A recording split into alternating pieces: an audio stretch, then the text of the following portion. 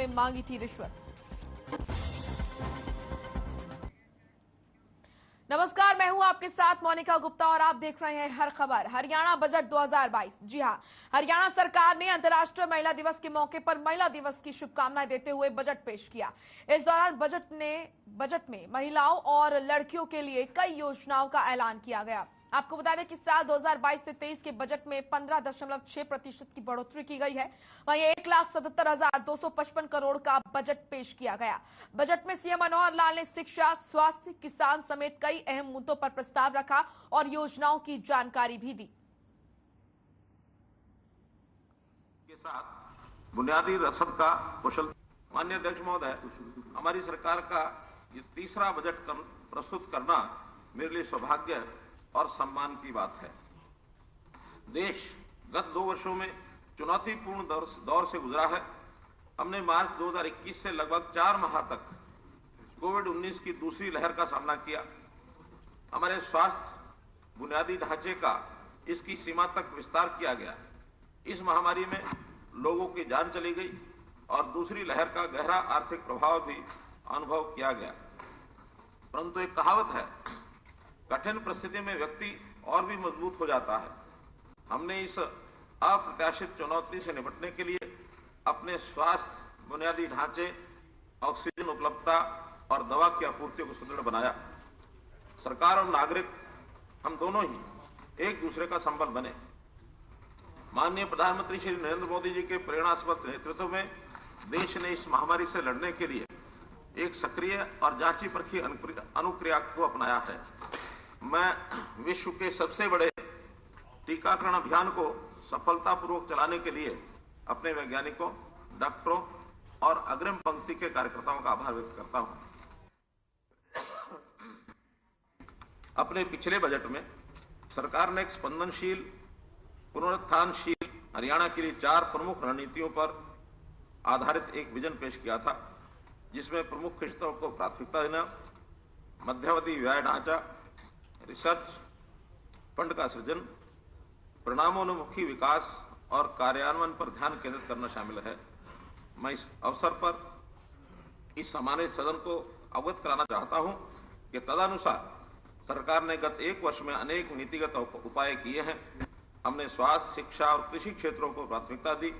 आधारभूत संरचना को बढ़ावा देने के लिए 8,585 करोड़ रुपए का एक आरक्षित कोष सृजित किया।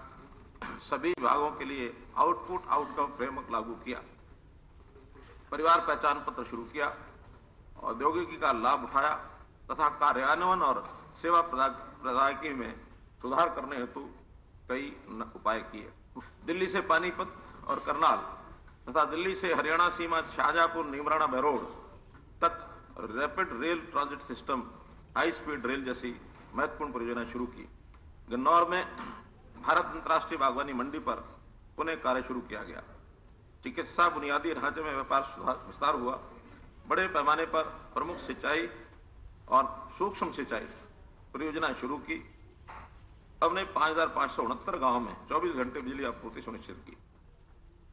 माननीय अध्यक्ष महोदय, गत 2 वर्षों की परंपरा के अनुसार मैंने हरियाणा में सभी माननीय सदस्यों, माननीय सांसदों, इस सदन के माननीय सदस्यों से बजट के लिए अपने बहुमूल्य सुझाव देने का अनुरोध किया था, जिन्हें समुचित रूप से बजट प्रस्ताव में शामिल किया गया है।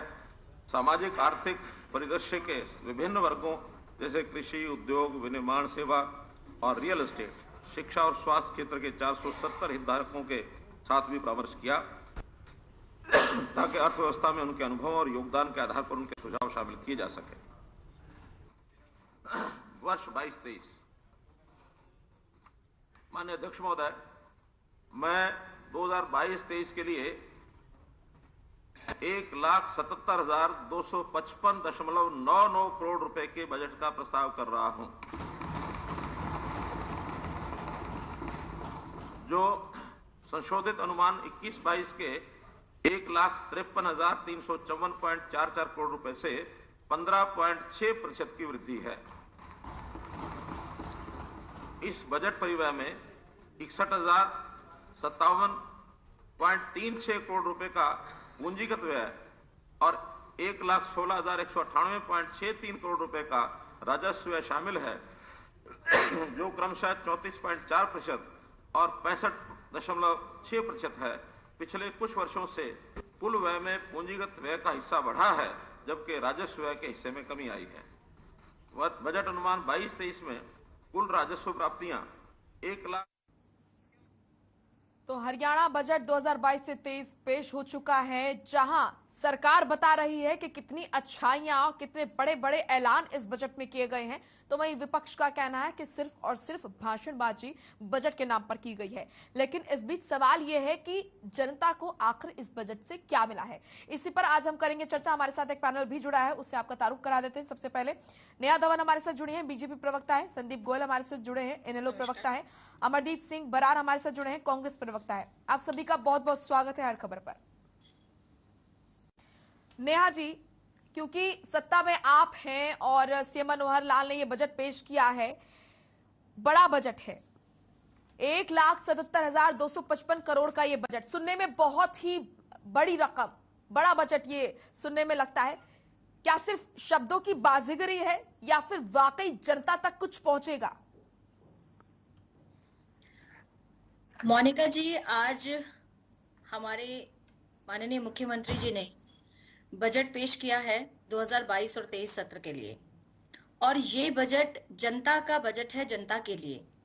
इससे पहले भी बहुत से वित्त मंत्री जो हैं वो बजट पेश करते आए हैं, और माननीय मुख्यमंत्री जी ने भी वित्त मंत्री के रूप में पहले भी बजट पेश किया है। लेकिन पिछले टाइम में जो हमारा पिछला सत्र था, वो आप सभी जानते हैं कि एक वैश्विक कोरोना महामारी के तहत हम सभी जूझ रहे थे उस संकट से, और उस समय जो बजट पेश किया गया था, उस बजट में जो कार्य क्रियान्वित किए गए, उसका स्टेटस देते हुए नए कार्यों की रूपरेखा, नए प्रावधान क्या होंगे, नई परियोजनाएं क्या होंगी, वो अलग अलग जो सेक्शंस हैं, अलग अलग जो विभाग हैं, उनमें किस तरह का बजट रहेगा, क्या परियोजनाएं रहेंगी, माननीय मुख्यमंत्री जी ने आज बजट में वो पेश किया। तो सबसे पहले तो ये बात तय होती है कि आज जो माननीय मुख्यमंत्री जी ने बजट पेश किया, उसमें पिछले वित्तीय वर्ष के जो परियोजनाएं थी उनका स्टेटस भी साथ ही बताया। तो ये बात तो मोनिका जी आती ही नहीं कि ये केवल भाषण मात्र है या केवल कहने की बातें हैं, ये जनता तक पहुंचेगा या नहीं पहुंचेगा, क्योंकि हमने तो अपने स्टेटस रिपोर्ट आपको साथ में ही प्रस्तुत की है कि पिछली परियोजनाएं कहां तक पहुंची हैं, सड़क कितनी बन चुकी है, कितने कॉलेज निर्माण हो चुके हैं, कितने हॉस्पिटल में इंफ्रास्ट्रक्चर डेवलप हो चुका है, कितनी नदियों और नहरों का जो लेंथ की बढ़ाई करनी थी, लंबाई की बढ़ाई करनी थी, जल संरक्षण की बात थी। ये सारी स्टेटस रिपोर्ट माननीय मुख्यमंत्री जी पैरेलली आपको देते आए हैं, और नई परियोजनाएं क्या रहेंगी वो उसका ब्यौरा भी आज के इस बजट में प्रस्तुत किया गया है। तो आपके प्रश्न का उत्तर यही है कि इस वित्तीय वर्ष को जो प्रस्तुत किया गया है, ये केवल भाषण मात्र नहीं है, विपक्ष के कहने से ही कुछ नहीं होता है, ये जनता तक पहुंचेगा और जनता के लिए ही बजट है। जनता के मार्फत ही जो पॉइंट्स इसमें लिए गए हैं, वो माननीय मुख्यमंत्री जी ने पिछली बार भी वित्तीय वर्ष के लिए जो है राय मशवरा किया था 200 आम लोगों के साथ में, और इस बार लगभग 2000 आम नागरिकों के साथ में राय मशवरा करके, जिसमें सीए भी थे, जिसमें एडवोकेट्स भी थे, जिसमें हेल्थ वर्कर्स भी थे, टीचर्स भी थे, आम महिलाएं भी थी, और व्यवसायी भी थे, कृषक भी थे, उन सभी के साथ मिलकर उनसे राय मशवरा करके उनकी मूलभूत सुविधाओं को जानने के बाद ही इस वित्तीय जो बजट को पेश किया है आपके समक्ष है। ठीक है, आपने अपना पक्ष रखा, अब विपक्ष से भी पूछ लेते हैं। हालांकि विपक्ष पहले ही प्रतिक्रिया अपनी दे चुका है कि सिर्फ और सिर्फ भाषणबाजी है। अमरदीप सिंह बरार, अमरदीप जी आपके पास मैं आऊंगी, क्योंकि लगातार विपक्ष की तरफ से ये कहा जा रहा है कि भाषणबाजी है। इतना समय लगता है सर बजट बनाने में, इतनी मेहनत लगती है, इस पूरी मेहनत को विपक्ष एक शब्द में समेट देता है, भाषणबाजी, दिशाहीन, बेकार। क्या इसको पढ़ा जाता है, या फिर सिर्फ क्योंकि विपक्ष में बैठे हैं तो आलोचना करनी, सिर्फ आलोचना के लिए आलोचना कर दी जाती है? क्या फैक्ट के साथ बात नहीं हो सकती?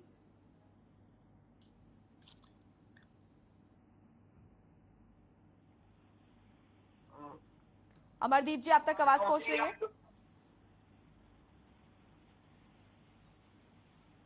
हाँ जी, मेरी आवाज आ रही है आप तक? जी बिल्कुल, आप तक मेरी आवाज पहुंच रही है?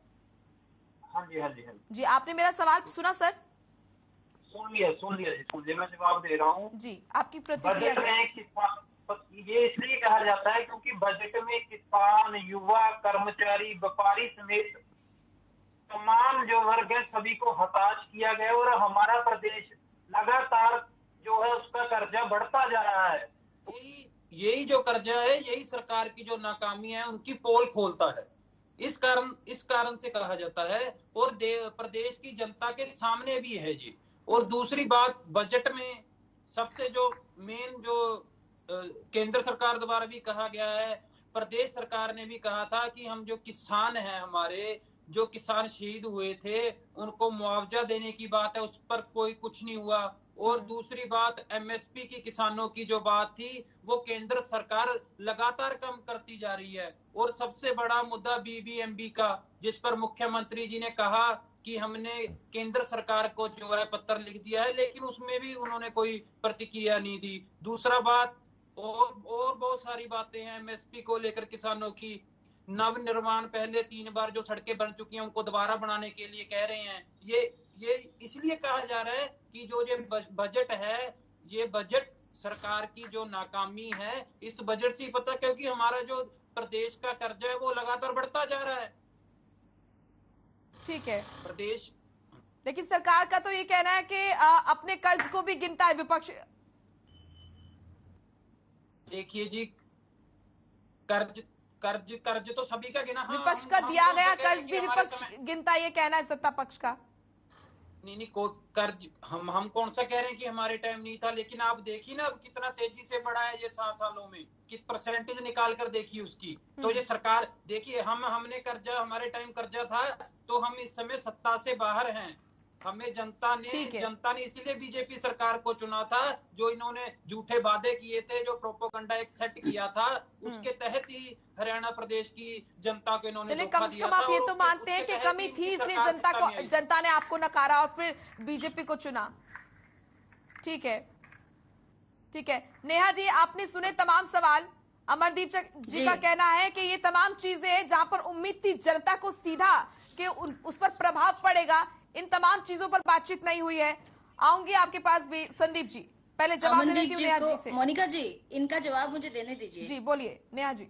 अमनदीप जी, मुझे लगता है कि आपको अपडेट रहना पड़ेगा। सरकार जो काम कर रही है अपना, और हमने ट्रांसपेरेंसी और डिजिटलाइजेशन पर जोर दिया है। हम अपना पूरा काम अपनी वेबसाइट्स पर डालते हैं, अपने सोशल मीडिया पर डालते हैं। आप शायद उससे वाकिफ नहीं हैं। किसान परिवारों को मुआवजा देने की बात आ रही थी। हमारी सांत्वनाएं हमारे किसान परिवारों के साथ है जिनके यहाँ ऐसी दुखद घटना हुई। पिछले दिनों माननीय मुख्यमंत्री जी ने ऐसे किसान परिवारों जिनके यहाँ ऐसी घटनाएं हुई थी उनको 5 लाख रुपए नकद राशि जो है वो प्रोवाइड की है, और उसके जितने भी प्रमाण हैं परिवारों के साथ मिलने के और उनको ये सुविधा मुहैया कराने के सोशल मीडिया पर अवेलेबल हैं, आप चेक करिएगा।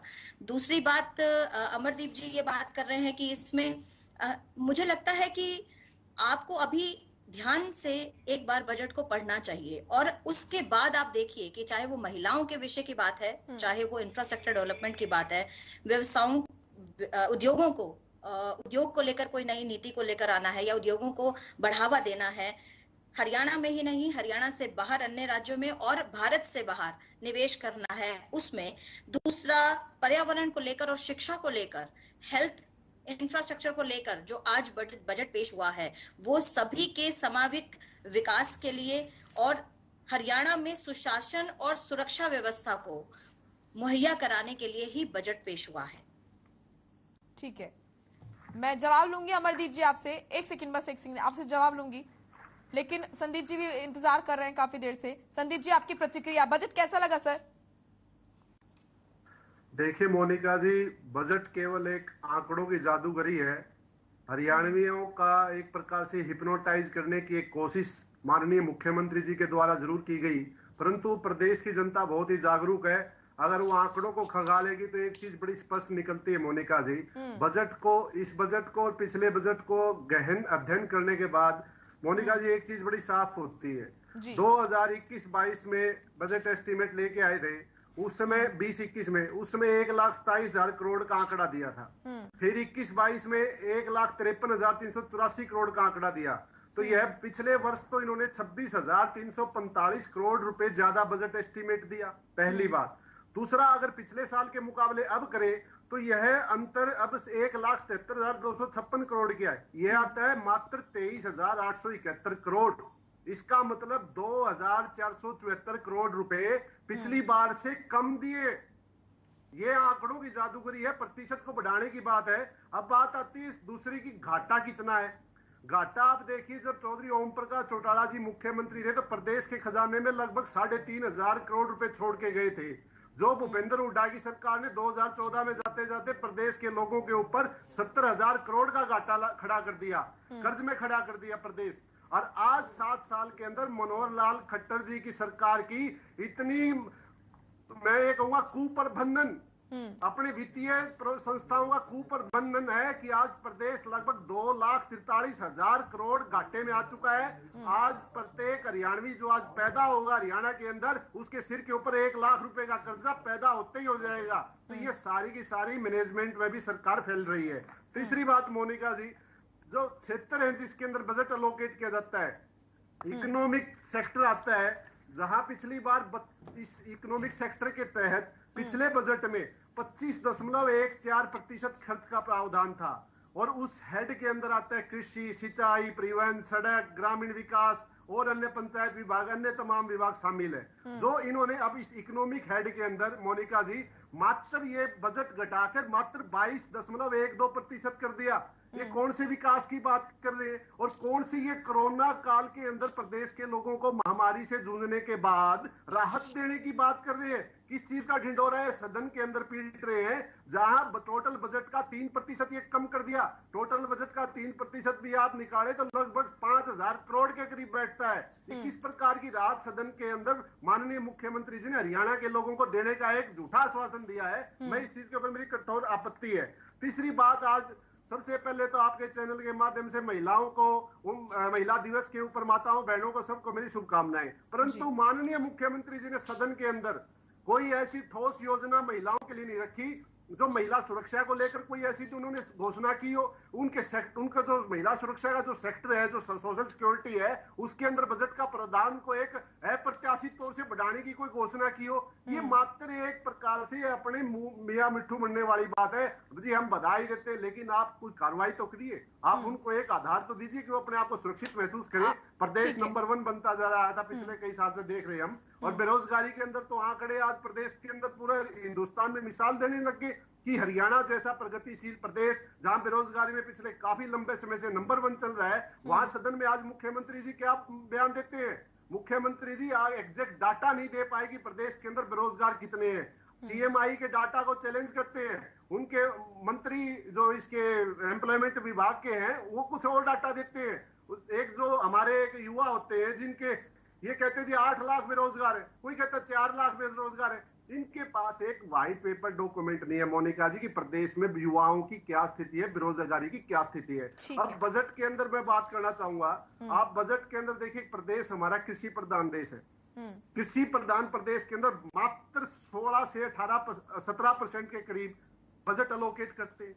कितना बड़ा एक अत्याचार प्रदेश के किसानों के साथ किया जा रहा है, और वो भी पिछले वर्ष के मुकाबले इस क्षेत्र में भी कटौती कर दी। मैं आपको याद दिलाऊंगा, मैं फैक्ट लेना चाहता हूं, 2020-21 के अंदर एग्रीकल्चर सेक्टर के अंदर 3,677 करोड़ रुपए अलोकेट हुए थे। 21-22 में यह बढ़ोतरी की 1,528 करोड़ रुपए की बढ़ोतरी करके 5,205 कर दिए। और अब की बार क्या किया, पिछली बार तो 1,528 करोड़ बढ़ाए, अब की बार 1,292 करोड़, मतलब अनुपातिक तौर से 236 करोड़ का डाका मार दिया किसानों के। उनके एक प्रकार से उनका डाका मार दिया कि उनको जो अनुपातिक वृद्धि पिछले वर्ष हुई थी, वो अब की बार कृषि क्षेत्र में 236 करोड़ रुपए कम किए।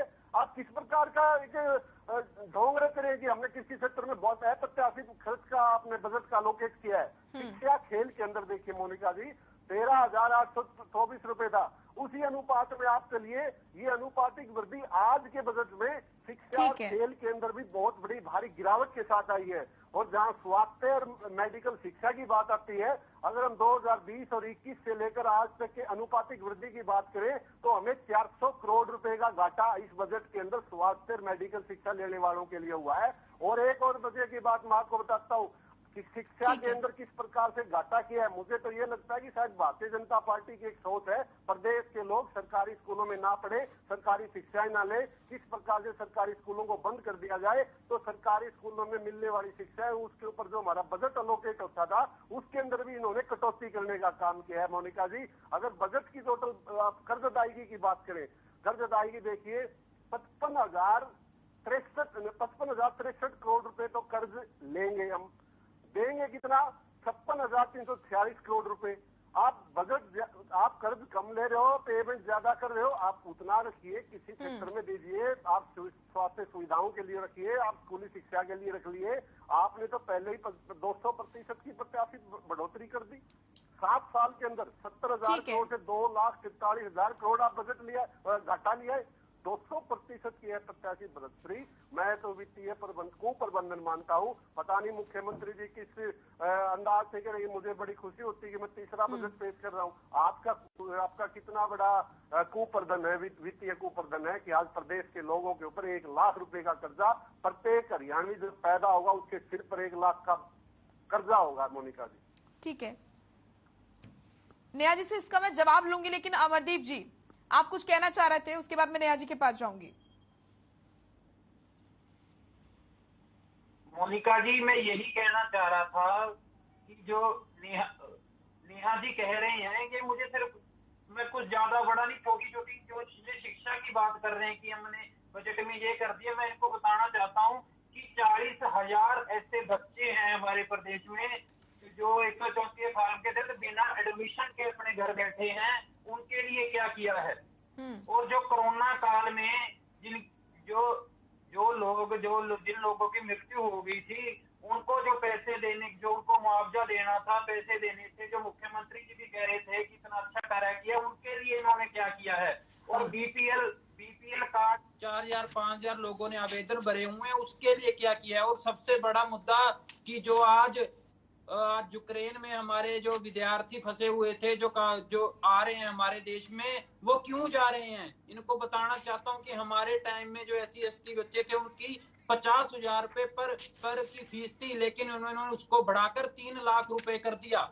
ये कारण है कि हमारे बच्चे आज यूक्रेन में जा रहे हैं या किसी और देश में मेडिकल शिक्षा के लिए जा रहे हैं। ठीक है, ठीक है, नेहा जी जवाब दीजिए। आपने सुना अमरदीप जी को भी, संदीप जी को भी आपने सुना, उनको कुछ भी बेहतर नहीं लगा, उन्हें सिर्फ आंकड़ों की यहाँ पर ये बाजीगरी लगी। उनका सिर्फ कहना है कि ये भाषणबाजी है और सिर्फ बाजीगरी उन्हें आंकड़ों की देखने को मिली है।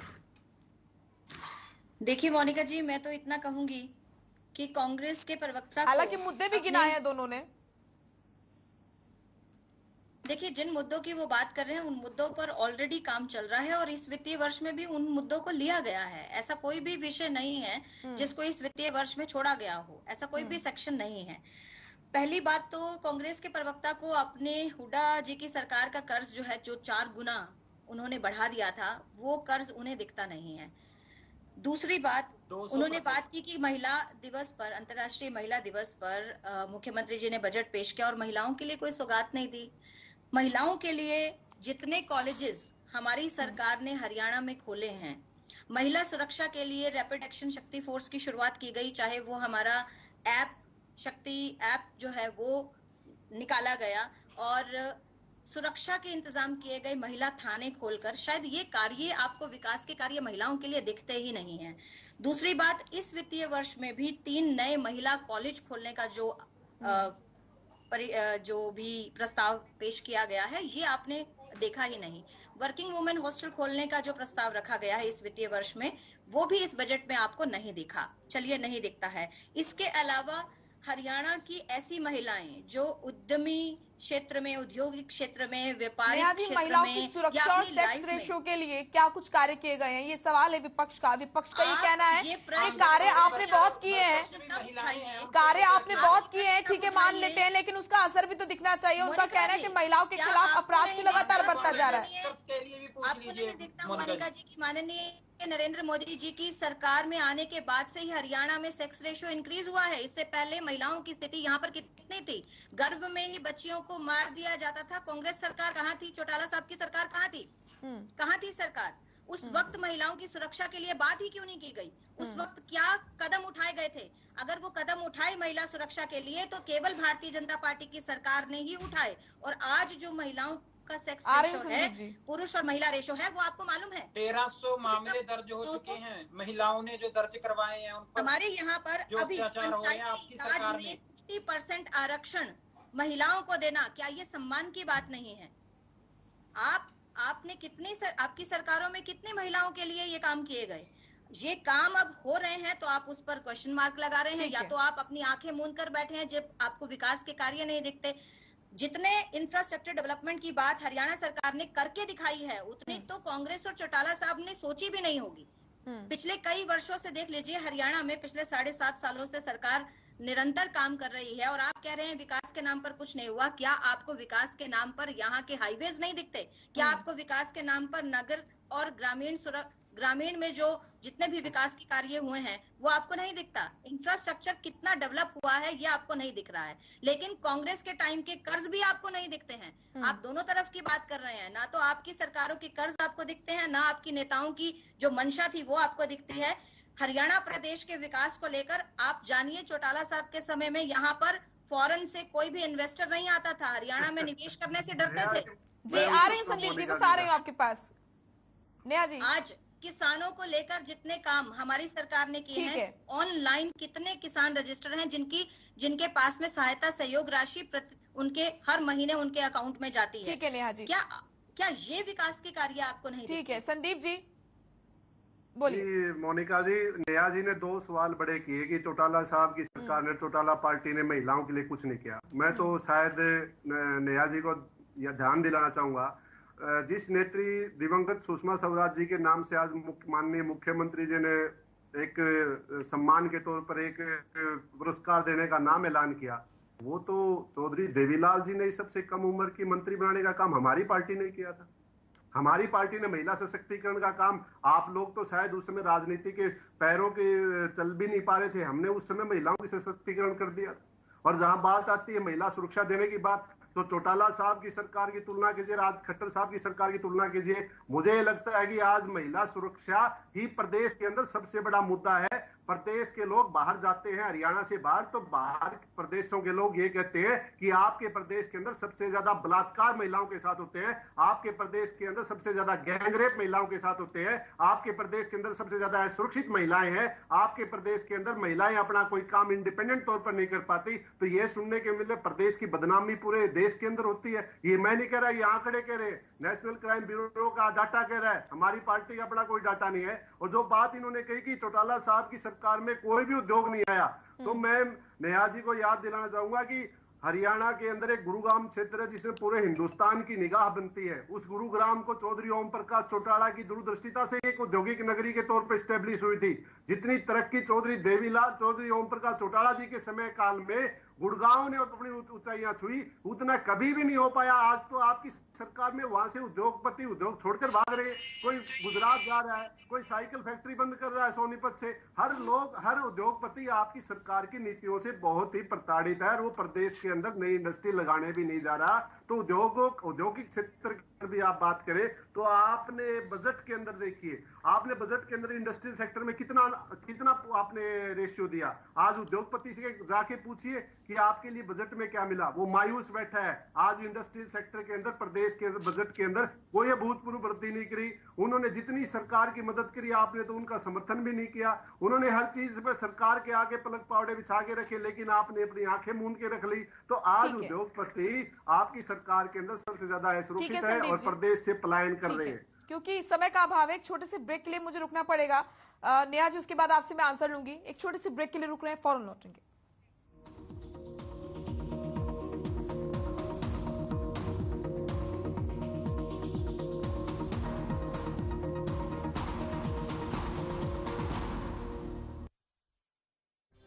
हर बीमारी के उपचार के लिए देखिए हमारा खास कार्यक्रम नाड़ी वैद्य कायाकल्प, प्रतिदिन दोपहर 1:30 पर, केवल हर खबर हरियाणा पर। हरे रंगों का उमंगों का जज्बा कहाँ रुकता है, मन साफ है तेरा अंदर तो बाहर दिखता है। जो अच्छा हो, जो सच्चा हो,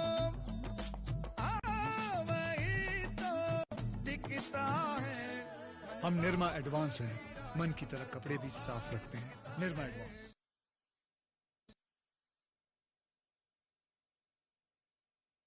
पंजाब है जसप्रीत का ठिकाना, मुंबई है आदर्श का आशियाना, केरल का गोविंद निवासी, कोलकाता में जन्मे है काशी।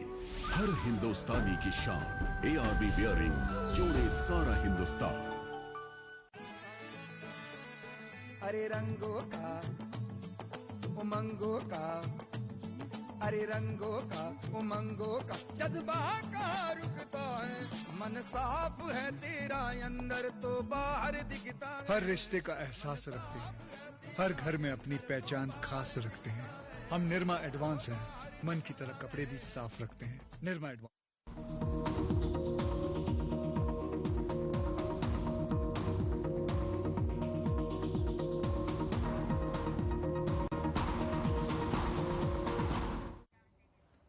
ब्रेक के बाद स्वागत है आपका हमारे इस खास चर्चा में, जिसमें हम बात कर रहे हैं हरियाणा बजट 2022 से 23 पर कि आखिर आम जनता को इस बजट से क्या मिला है, हर सेक्टर के लोगों को इस बजट से क्या मिला है। हमारे साथ लगातार मेहमान जुड़े हुए हैं। संदीप जी, आप बोल रहे थे, उस पर नेहा जी का जवाब मैं ले लेती हूँ। नेहा जी, आप अपने शब्दों में बताइए, महिला सुरक्षा के लिए और उद्योगों के लिए इस बजट में क्या है, साधारण शब्दों में हमारी जनता सुनना चाहती है, हमारी जनता को समझाइए।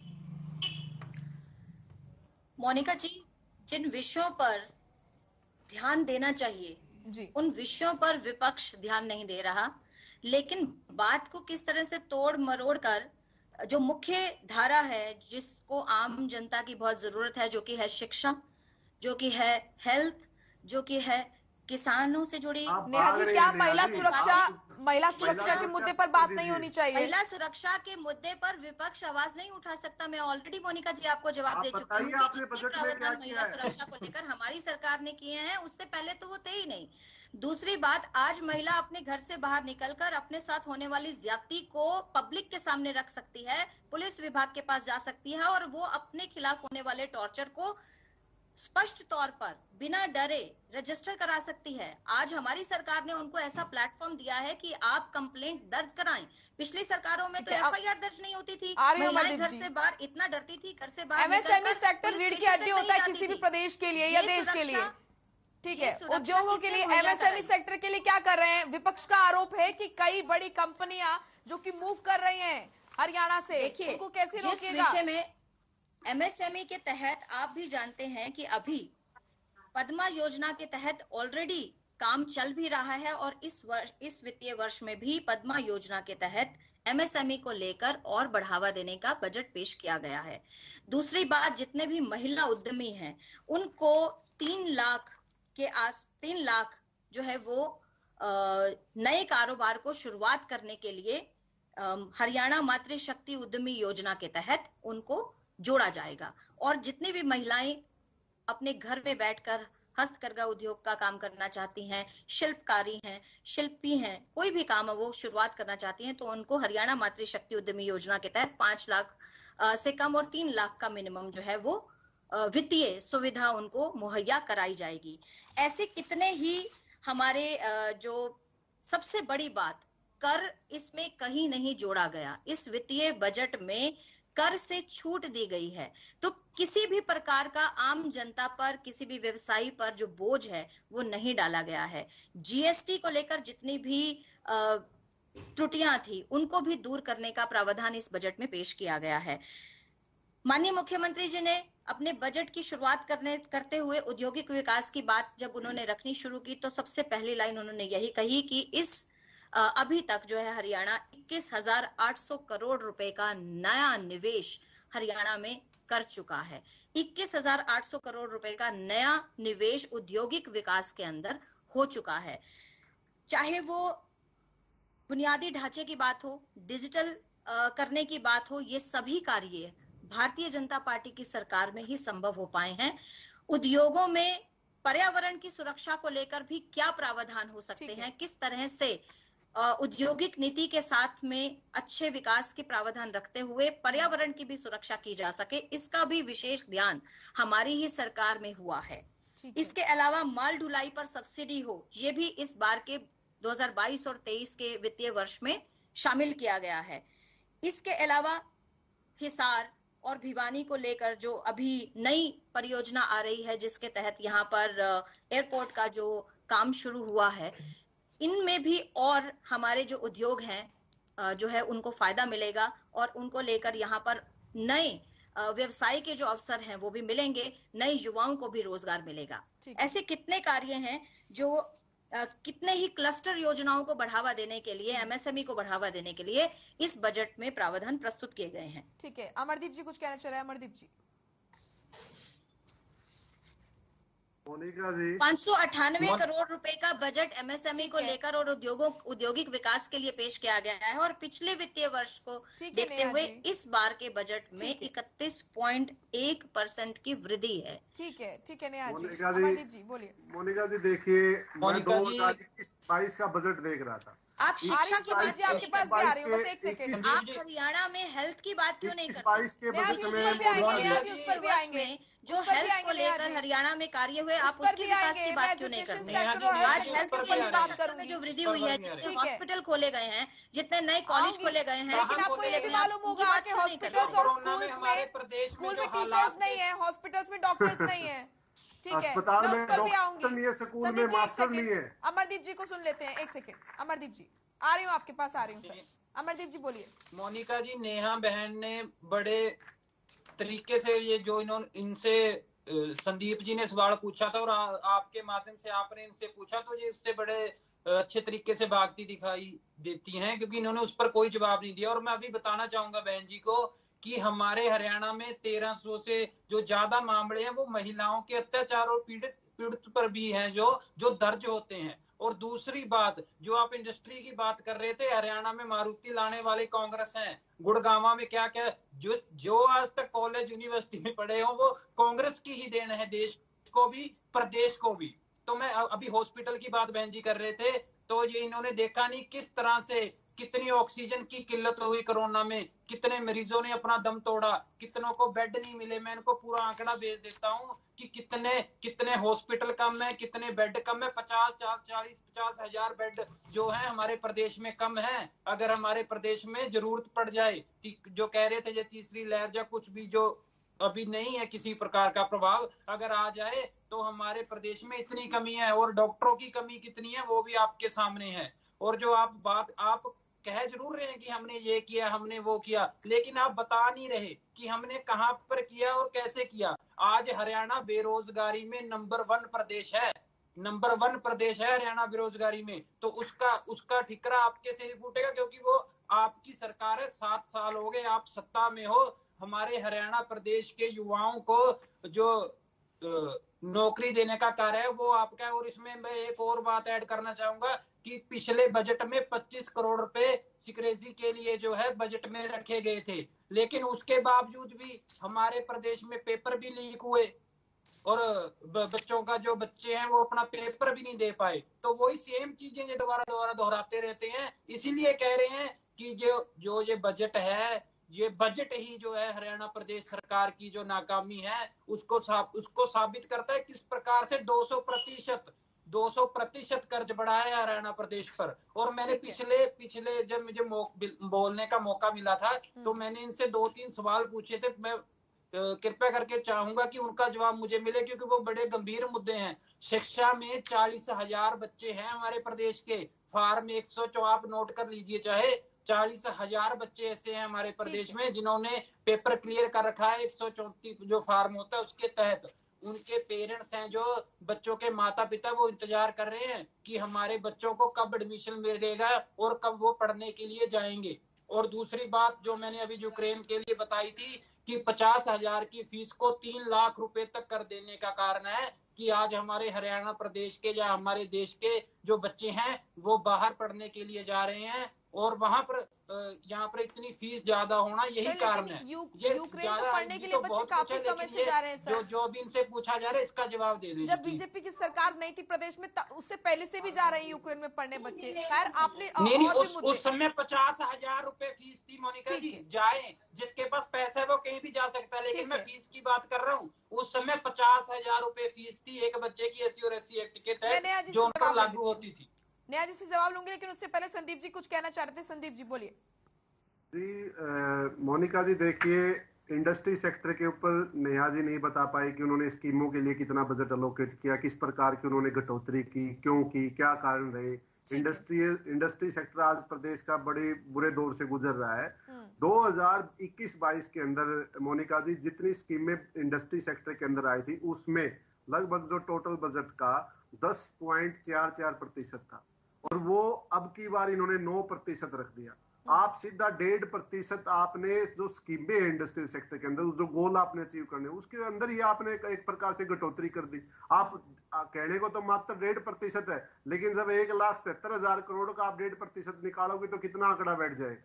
तो इस प्रकार दूसरी शिक्षा की बात आती है। शिक्षा का बजट मोनिका जी, जहां पिछली बार जो शिक्षा के लिए बजट लोकेशन का 12.14% था और उसको भी इन्होंने घटा के 11.12% रख दिया। ये शिक्षा जो एक बुनियादी जरूरत है हरियाणवियों के लिए, उसके ऊपर एक बहुत बड़ी चोट मार रहे हैं।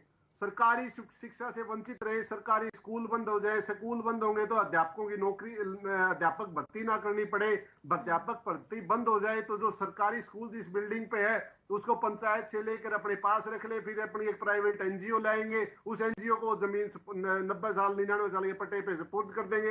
एक बहुत बड़ा षड्यंत्र है कि प्रदेश की शिक्षा, सरकारी शिक्षा के ऊपर कैसे एक बड़ा आघात पहुंचाया जाए, और वो कटौती स्पष्ट तय करती है। जहां 12.14% थी वो 11.12 रख दिया। 1% कटौती का मतलब 1700 करोड़ रुपए आपने शिक्षा के बजट में कम कर दिए। और इसको एक चीज और मैं बताऊंगा मोनिका जी, जहां बजट के अंदर जो हमारी जो कर्ज की अदायगी थी वो टोटल बजट की लगभग 32% तो हमारी कर्ज देने में चली जाएगी।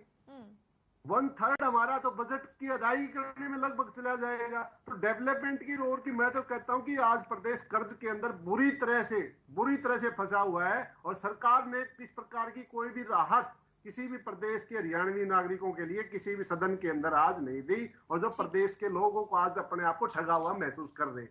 ठीक है, नेहा जी जवाब दीजिए। आपने सुना अमरदीप जी को भी, संदीप जी को भी आपने सुना।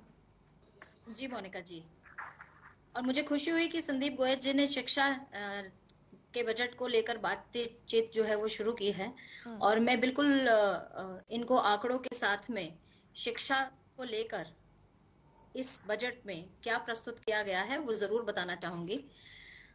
उच्च शिक्षा को लेकर हमारी सरकार के हर बजट में हमेशा से ही प्रावधान रहे, और इस नए बजट में भी उच्च शिक्षा को प्रोत्साहित करने के लिए नए कॉलेजों के निर्माण और स्कूलों में इंफ्रास्ट्रक्चर डेवलपमेंट करने के लिए बजट जो है वो एलोकेट किया गया है। इसके साथ साथ लड़कियां जो है वो स्कूल तक पहुंच पाएं, और परिवहन की उनके लिए सुविधा मुहैया कराने के लिए हमारे इस बार साथी के नाम से एक योजना को जो है सुरक्षित एवं सुगम परिवहन के लिए महिलाओं के लिए ये इस बजट में प्रस्तुत किया गया है।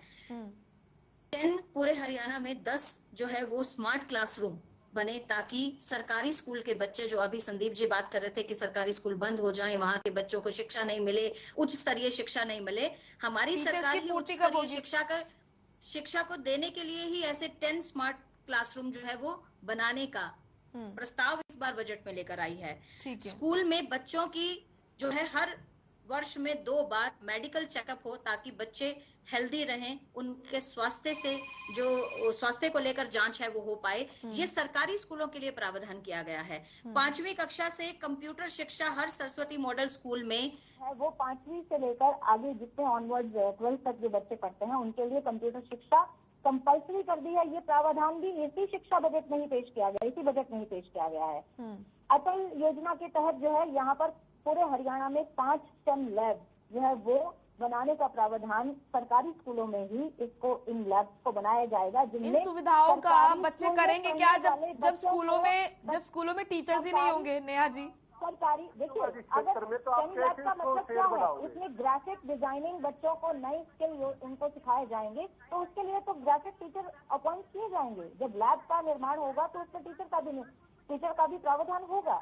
लैब खाली केवल दीवारों की थोड़ी ना बनेगी, उसमें टीचर भी नेहा जी, इतनी बड़ी बड़ी बातें हो रही है, वो दुर्भाग्य की बात है कि स्कूलों में टीचर्स ही नहीं है। आप ये देखिए, स्कूल में अभी भी कोरोना काल के दौरान आपके पास बच्चों को टैबलेट वितरित किया गया, ताकि ऑनलाइन शिक्षा कितने बच्चों को कौन पढ़ाएगा उन्हें जब टीचर्स ही नहीं है? तो क्या बिल्कुल भी टीचर नहीं है मोनिका जी स्कूल? लेकिन इतना तो आप मानती हैं ना कि टीचर्स की कमी है, उस पर भी बोलिए। मुख्यमंत्री जी ने भी अपने बजट में ये बात कही कि जितनी चीजों को हम सुधार कर सकते हैं उतनी चीजों को हम पैरेलली सुधार कर रहे हैं। तो शासन को एक झटके में नहीं आप कर सकते हैं। किसी भी चीज को मुहैया कराने के लिए आपको स्टेप बाय स्टेप चरणबद्ध प्रक्रिया से चलना पड़ता है, और चरणबद्ध प्रक्रिया से पिछले 7.5 सालों से भारतीय जनता पार्टी की सरकार काम कर रही है। ठीक है संदीप जी कुछ कहना चाह रहे हैं? संदीप जी। मोनिका जी देखिए, नेहा जी ने बातें रखी कि शिक्षा के मामले को लेकर, हायर एजुकेशन को लेकर, बच्चों को टैब बांटेंगे, हम कुछ और चीजें देंगे, हम वजीफे देंगे। मैं तो एक ही बात रखूंगा, शायद नेहा जी की बात वैसी है जैसे मेरे पास एक वैलेट है, पर्स है, उसके अंदर 10 रुपए है। मैं ये कहूंगा मैं 50 की चीज वो करूंगा, मैं 100 की वो करूंगा, मैं ये करूंगा। मेरे पास जब जेब में 10 रुपए है, मैं तो ज्यादा खर्चा कहाँ कर दूंगा? जब आपका बजट ही आपने घटा दिया तो आप बढ़ोतरी कैसे करके दे दोगे? मेरे को तो वही बात लगी, जैसे कहावत है, घर में नहीं दाने अम्मा चली बुलाने, वही बात होगी। बजट आपका है नहीं, आपके पास बजट ही नहीं है, आप कैसे स्कीम में इम्प्लीमेंट करोगे?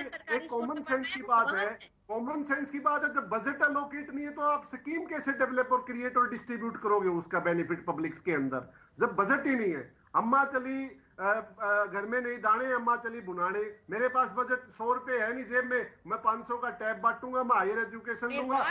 तो मैं उसी हिसाब से कह रहा हूँ कि ये सारी झूठे वादे हैं, झूठे आंकड़े हैं। धरातल पे देखिए किसी भी प्रकार की कोई भी लोगों को सुविधाएं नहीं मिल रही। लेकिन संदीप जी, एजुकेशन सेक्टर के लिए एक बड़ा बजट तो दिया गया है ना सर? सॉरी मोनिका जी, मैं सुन नहीं पाया। जी, एजुकेशन सेक्टर के लिए एक बड़ा बजट तो दिया गया है ना सर यहाँ पर? नहीं यही मैं कह रहा था मोनिका जी। एजुकेशन सेक्टर को आप देखिए, मैंने फिर कंपैरिजन कर रहा हूँ मैं आपके आगे। पिछली बार यही आंकड़ा 12.14% का था टोटल बजट का, अब वही 11.12% कर दिया। तो आप देखिए 1.5%, लगभग 1% के करीब, मतलब 1770 करोड़ शिक्षा के क्षेत्र में घटा दिए। तो आप कैसे टैबलेट बांटेंगे? आप कैसे हायर एजुकेशन देंगे? कैसी किस प्रकार की स्कीम में आप इंप्लीमेंट करेंगे? आपकी पॉकेट में मनी नहीं है तो आप स्कीम कैसे? में मेडिकल कॉलेज बनाने का प्रावधान हुआ है, और जो नर्सिंग कॉलेज हमारे की सरकार दोबारा एक प्रकार से वित्तीय हमारी सरकार ने नर्सिंग कॉलेज खोला है। Financial mismanagement on the part of the state. हमारे प्रदेश में मेडिकल स्टूडेंट्स की संख्या 3035 हो गई। आपने कितनी भारी फीसें थोप दी प्रदेश के लोगों के अंदर। प्रदेश के लोग बेचारे बाहर शिक्षा लेने जा रहे हैं, राजस्थान जा रहे हैं, हिमाचल जा रहे हैं, मध्य प्रदेश जा रहे हैं। आपने 50-50 लाख रुपए का उनसे आपने वो बॉन्ड भरवाना स्टार्ट कर दिया। एक गरीब हरियाणवी 50 लाख का बॉन्ड कहां से भरेगा? वो राजस्थान जाके पढ़ता है बेचारा, मध्य प्रदेश जाके पढ़ता है, उत्तर प्रदेश से शिक्षा लेता है। आपकी मेडिकल फैसिलिटी, मेडिकल शिक्षा के लिए भी आपने ऐसी टर्म एंड कंडीशन लगा दी कि इस बजट की एक बात तो होगी ना सर, एक बात तो इस बजट की जो आपको अच्छी लगी होगी, या पूरा बजट ही आपको भाषणबाजी लगा?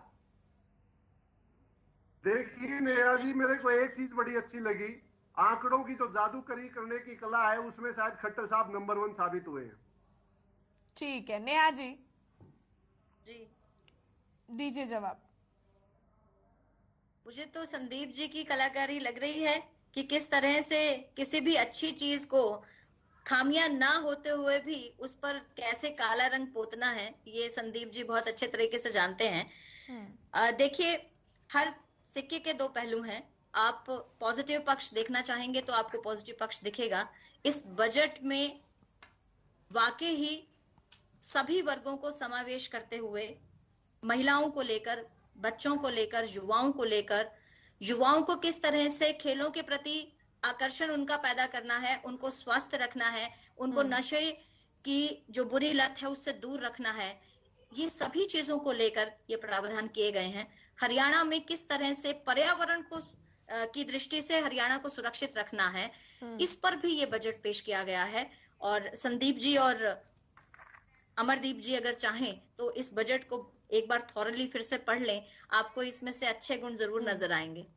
ठीक है संदीप जी। मोनिका जी देखिए, जिस प्रकार से खेलों का जिक्र किया गया, अगर आप खेलों का, मैं फिर वही डाटा उठाता हूँ, खेलों का डाटा 13,000 खेल जो शिक्षा वाले एक सेक्टर है जिसके अंदर फॉल करता है, जिसके अंदर आता है 13,824 करोड़ रुपए 2021 में दिया था और 2021-22 में 17,260 करोड़ दिया गया। 2022-23 में आप देखिए फिर इसको 20,445 पे रख दिया। मतलब अनुपातिक वृद्धि में फिर वही काटा, फिर वही डाका। कहेंगे कि हमने इतने लाख करोड़ का बजट पेश कर दिया। अरे भाई, आपने 2 साल पहले जो बजट दिया था, पिछले साल जो बजट दिया था, वो वृद्धि आज के बजट में क्यों नहीं दी हमें?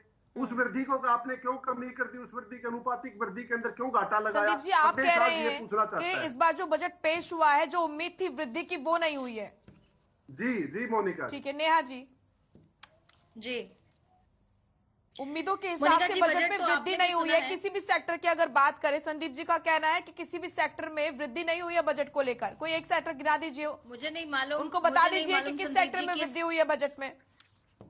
मुझे नहीं मालूम मोनिका जी कि ये कौन से आंकड़े को लेकर और क्या वृद्धि का डाटा कहाँ से प्रस्तुत कर रहे हैं। देखिए, अगर हम शिक्षा के क्षेत्र में देखें तो पिछले वित्तीय बजट से 17% की वृद्धि हुई है। अगर हम बात करें हेल्थ से रिलेटेड तो 21.65% की वृद्धि हुई है। अगर हम बात करें कौशल विकास की तो 16,71 बजट एलोकेट हुआ है और इसमें 23% की वृद्धि हुई है। महिला एवं बाल विकास के लिए 2017 करोड़ रुपए का बजट एलोकेट हुआ है, जिसमें 33.7% की वृद्धि हुई है। श्रम बल को लेकर जो बजट पेश किया गया है उसमें 221.97 करोड़ रुपए एलोकेट हुए हैं, जिसमें 240% की वृद्धि हुई है। इसके बाद अगर मैं बात करूं कि अर्ध सैनिक बल और सैनिक बलों के बजट लेकर जो बजट पेश हुआ है उसमें 136.9 करोड़ रुपए एलोकेट किए गए हैं। और अगर मैं औद्योगिक विकास, 1 मिनट बस लास्ट बात, औद्योगिक विकास की बात करूं, ये संदीप जी पता नहीं कहां से कैलकुलेशन ला रहे हैं, जिसमें 598 करोड़ रुपए का एलोकेशन हुआ है, जिसमें 31.1% की वृद्धि हुई है। ठीक है, इस बजट की एक ऐसी खास बात, एक ऐसी अच्छी बात बताइए जो कि पिछले बजटों से इसको अलग और खास बनाता है। इस बजट की एक ऐसी खास और अच्छी बात।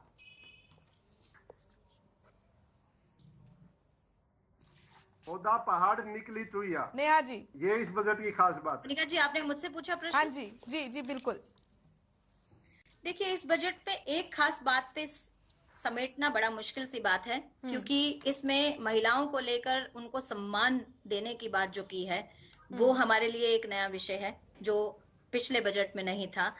इस बार कौशल विकास को लेकर जो शिल्पकारों को लेकर नया प्रावधान लाया गया है कि किस तरह से गुरु और शिष्य प्रणाली को लेकर हरियाणा में काम हो। ऐसे शिल्पकार जो गुणी शिल्पकार हैं, जो अपनी विधा को आगे शिष्यों तक नहीं पहुंचा पा रहे हैं, उनका पंजीकरण होगा और ऐसे युवाओं को मौका मिलेगा उनसे स्किल सीखने का। ये कौशल विकास के अंदर एक नया प्रावधान इस बजट में जोड़ा गया है। इसके अलावा श्रम बल को लेकर अंबाला, हिसार, रोहतक और सोनीपत में जो मजदूर हैं उनके लिए या जो उद्योगों में कार्यरत श्रमिक हैं उनके लिए हेल्थ की सुविधाओं को मुहैया कराने के लिए अंबाला, हिसार, रोहतक, सोनीपत जैसे डिस्ट्रिक्ट्स में 100 बिस्तर के जो हॉस्पिटल हैं वो उनमें वृद्धि करना और निर्माण करने की बात नई इसमें जोड़ी गई है। ईएसआई औषधालयों में इंफ्रास्ट्रक्चर डेवलप करना, एक्सरे वगैरह की सुविधा उपलब्ध हो, इस तरह से 14 नए ईएसआई औषधालयों का निर्माण जो है ये नई बात आई है। ऐसी कितनी ही बातें हैं नई, जिसमें नगर और ग्राम योजना को लेकर गांव में इंफ्रास्ट्रक्चर डेवलपमेंट की बात है या नगर में इंफ्रास्ट्रक्चर की बात है। इसमें कितने ऐसे प्रावधान है जो नए बजट में लाए गए हैं जो पिछली बार देखने को नहीं मिले। ठीक है, संदीप जी, नेहा जी को आपने सुना, बहुत नई नई बातें उन्होंने बताई कि बहुत सी नई चीजें ऐसी हैं जो कि इस बजट को खास बनाता है। आम जनता पर जो असर पड़ना चाहिए बजट का, क्योंकि आम जनता बेसब्री से इंतजार करती है बजट पेश हो, उसके लिए कुछ खास निकले हेल्थ सेक्टर में, शिक्षा के सेक्टर में।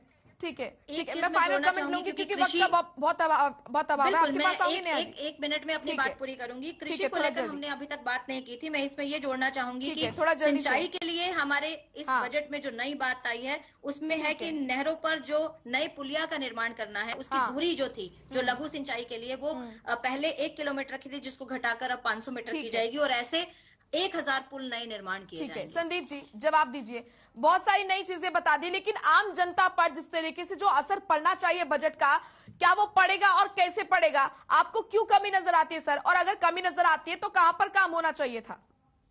देखिए मोनिका जी, जिस प्रकार आज जब बजट पेश हुआ है तो एक बहुत बड़ी अच्छी एक सपने दिखाए जाते हैं, बड़ी अच्छी फिल्म चलाई जाती है, लेकिन जैसे जैसे लोग उस चीजों को समझने लगते हैं तो वो आज जो मीठे सपने जनता को दिखाए जा रहे हैं, कुछ समय के अंतराल के बाद जनता खुद समझ जाएगी ये सारे बुरे सपने थे और एक जुमले थे जो सरकार के द्वारा पिछले लगातार 7 साल से फेंके गए हैं। नया जी ने बड़ी ठोस पैरवी करने की कोशिश की भी सरकार की घोषणाओं को लेकर, लेकिन शायद हरियाणा के जागरूक लोग हैं वो इस बजट की जो जांच करके उस चीज को आराम से पकड़ लेंगे कि इसकी इंप्लीमेंटेशन के अंदर किस प्रकार की बड़ी बड़ी रुकावटें हैं। जब जेब के अंदर पैसा ही नहीं है तो स्कीमों के ऊपर लगाने के लिए पैसा कहां से आएगा, और जमीनी धरातल पर वो दिखाई कहां देंगे, तो तब जनता को समझ में आएगा कि कितने बड़े बड़े जो सेक्टर है, एजुकेशन का है, हेल्थ का है, एग्रीकल्चर का है, इंडस्ट्री का है, हर जगह जहां पिछले 2 वर्षों की अनुपातिक वृद्धि की तुलना करें तो अब की बार वो अनुपातिक वृद्धि देखने को प्रदेश को लोगों को नहीं मिली।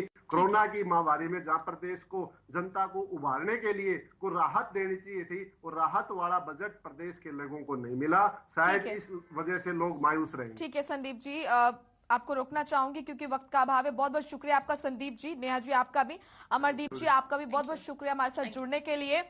तो हरियाणा बजट 2022 से 23 पेश हो चुका है, जहां सत्ता पक्ष का कहना है कि हमने बड़ी बड़ी घोषणाएं की हैं और हमने अच्छे काम किए हैं, तो ये विपक्ष का साफ तौर पर कहना है कि ये सिर्फ जुमलेबाजी है, भाषणबाजी है। लेकिन हम उम्मीद करते हैं कि इस बजट का असर आम जनता के जीवन पर पड़े और जरूर पड़ना चाहिए। चलिए फिलहाल इस चर्चा में इतना ही, आप दीजिए मुझे इजाजत, नमस्कार।